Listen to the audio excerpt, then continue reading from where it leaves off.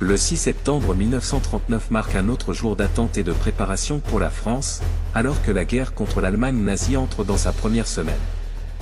Tandis que l'Europe est en pleine tourmente après l'invasion de la Pologne par les forces allemandes, la France continue de renforcer ses défenses et de mobiliser ses ressources, tout en faisant face à des défis croissants tant sur le front intérieur qu'international.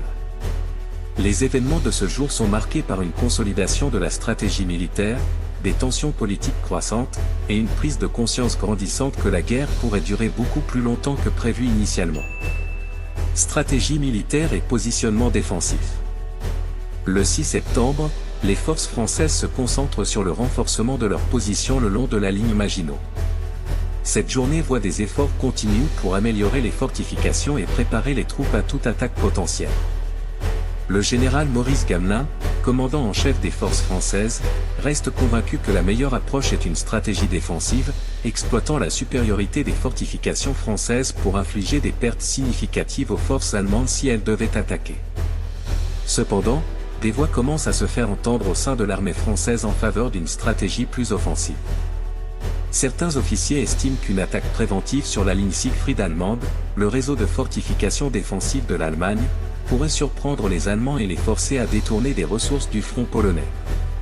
Néanmoins, ces suggestions sont rapidement écartées par le haut commandement, qui craint que de telles actions ne provoquent une riposte allemande rapide et potentiellement dévastatrice. Les patrouilles le long de la frontière sont intensifiées, et des escarmouches mineures sont rapportées alors que les forces françaises testent la vigilance allemande. Mais, pour l'essentiel, le front occidental reste calme, avec les deux parties apparemment réticentes à lancer des offensives majeures.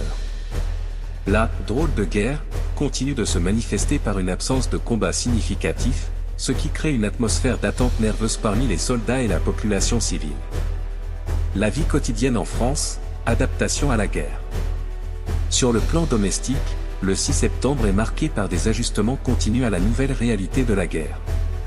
La mobilisation générale affecte de plus en plus la vie quotidienne des Français. Les réservistes sont désormais presque tous intégrés dans les unités militaires, et la plupart des industries françaises commencent à réorienter leur production vers l'effort de guerre. Les usines d'armement tournent à plein régime, et des plans sont mis en place pour augmenter la production de matériel militaire. Dans les villes et les villages, l'atmosphère est sombre mais résiliente. Les Français sont déterminés à résister à l'agression allemande, mais l'incertitude quant à la durée et à l'intensité de la guerre crée une certaine anxiété. Les familles, séparées par la conscription et les mobilisations, s'efforcent de maintenir le moral. Des lettres et des messages de soutien affluent vers les troupes sur le front, tandis que les écoles, bien que fermées dans de nombreux cas, servent de centre pour des efforts de soutien à la guerre, tels que la fabrication de filets de camouflage et de vêtements chauds pour les soldats. Les journaux français du 6 septembre continuent de refléter un mélange d'appel à l'unité et de préparation mentale à une longue guerre. Le Figaro publie un article intitulé « Notre devoir, tenir bon », appelant à la patience et à la détermination face à la menace nazie. Le Matin met l'accent sur les efforts de la Croix-Rouge et d'autres organisations de secours, soulignant la nécessité de soutenir non seulement les militaires, mais aussi les civils touchés par les premiers effets de la guerre. L'Humanité critique la lenteur de l'action militaire française, appelant à une résistance plus vigoureuse contre le fascisme tout en maintenant son opposition générale à la guerre impérialiste. La Croix continue de publier des articles sur la foi et la prière, encourageant les Français à se tourner vers la spiritualité pour trouver de la force en ces temps difficiles. Répercussions internationales et diplomatie en cours. Sur la scène internationale, le 6 septembre voit une intensification des efforts diplomatiques pour isoler l'Allemagne et consolider l'alliance franco-britannique.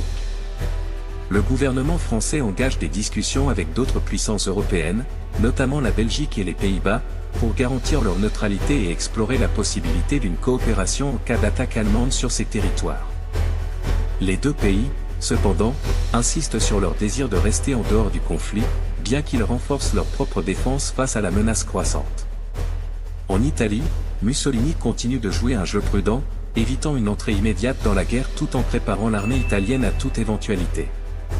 Bien que les relations entre l'Italie et l'Allemagne soient cordiales, Mussolini hésite à engager l'Italie dans un conflit dont l'issue reste incertaine.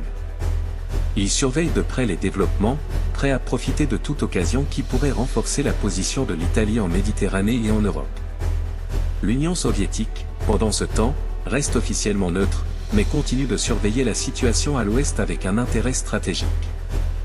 Staline et son gouvernement suivent de près l'évolution des combats en Pologne et se préparent à agir lorsque le moment sera jugé opportun. La présence soviétique à la frontière orientale de la Pologne reste une source d'inquiétude pour les alliés occidentaux, qui se méfient des intentions de Staline. Les États-Unis, sous la présidence de Franklin D. Roosevelt, maintiennent leur position de neutralité, mais l'administration commence à explorer des moyens de soutenir la France et le Royaume-Uni de manière plus active sans violer les lois de neutralité en vigueur.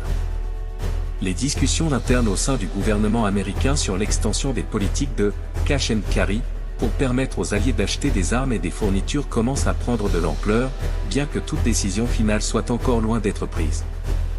Première tension politique en France. Politiquement, la France commence à montrer des signes de tension interne face à l'absence d'action décisive sur le front occidental. Le gouvernement Daladier, bien qu'encore largement soutenu, fait face à des critiques croissantes de certains segments de la société française, notamment des partis politiques plus radicaux et de certains membres de l'armée qui plaident pour une approche plus agressive. Les réunions du cabinet deviennent plus fréquentes et plus tendues, alors que les ministres débattent de la meilleure façon de poursuivre la guerre. Daladier, bien qu'engagé dans une stratégie prudente, commence à sentir la pression d'agir pour démontrer que la France est prête à se battre et à résister à l'agression nazie. Il cherche à maintenir l'unité nationale tout en naviguant dans les eaux politiques de plus en plus tumultueuses de la France en guerre. Le 6 septembre est également marqué par des discussions sur la nécessité de renforcer la propagande nationale pour maintenir le moral des troupes et de la population. Le gouvernement reconnaît l'importance de la guerre psychologique et commence à élaborer des stratégies pour contrer la propagande allemande et renforcer la détermination du peuple français. Conclusion. Le 6 septembre 1939, la France continue de se préparer pour une guerre qui semble devoir durer bien plus longtemps que prévu. Alors que la « drôle de guerre » se poursuit, les tensions internes et les défis diplomatiques s'intensifient. La France, tout en consolidant ses défenses et en renforçant son alliance avec le Royaume-Uni, doit également faire face à des défis croissants sur le front intérieur, où la patience et l'unité sont mises à l'épreuve. Cette journée illustre le dilemme complexe auquel la France est confrontée, comment maintenir une posture défensive tout en montrant suffisamment de force pour décourager l'agression allemande et rassurer une population de plus en plus inquiète.